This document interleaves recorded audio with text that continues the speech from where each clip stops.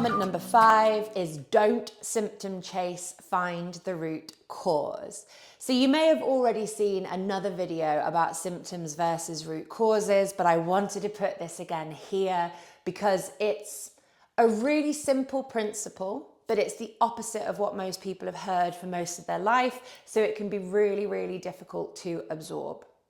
Just like you might have a stomach ache because you are stressed, or you might have a headache because you haven't drunk enough water that day, or you might have an alcohol problem because you have unresolved childhood trauma.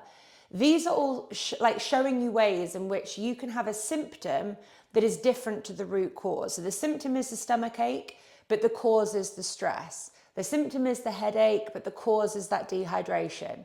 The symptom is the alcoholism, but the cause is the unresolved childhood trauma.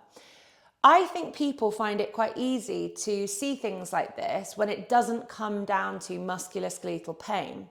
But when it comes to musculoskeletal pain, many of us are terrible at realizing this principle. And it's not our fault because we live within a medical system that really symptom chases, sees all the systems of the body as separate and not connected. And therefore we get told this rhetoric that becomes our version of the truth when actually it's not truthful at all.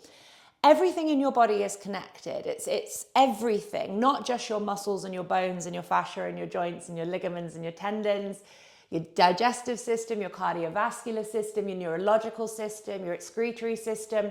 All of these things are connected within your posture.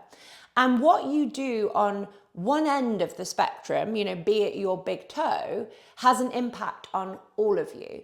So your big toe being stiff and not moving properly interrupts your kinetic chains at the very bottom, and that has an impact on the kinetic chains all the way up to the top. Think about the butterfly effect. Something that happens in one part of the world can have this sweeping impact on other parts of the world as well, even if it's not directly touching, or directly correlated. Things that happen have this knock-on effect, like pebbles in water, the ripples get bigger and bigger. And the same is with your body.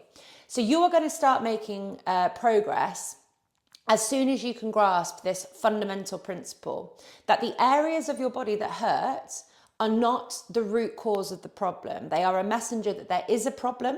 They're telling you that something is off.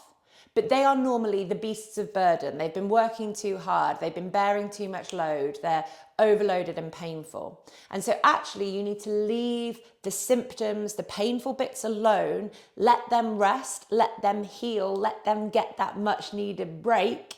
And what we've got to do is we've got to find the bits of your body that aren't working hard enough, they're not pulling their load, and they are dysfunctional. So we've got to, as soon as we can, get ourselves out of the mindset that the bit of our body that hurts is bad or the problem, because it's not. It's showing you that there is a problem, but it's the messenger. Just like that stomach ache if you're stressed, just like the headache when you're dehydrated, just like the alcohol problem if you've got unresolved childhood trauma, they are connected, but one is the root cause of the other. And so the bit of you that hurts is not the root cause, it is the symptom that there is a problem. We're going to go into this loads with the various workshops and things I'm going to get you thinking about, but you have to realize this as soon as you possibly can.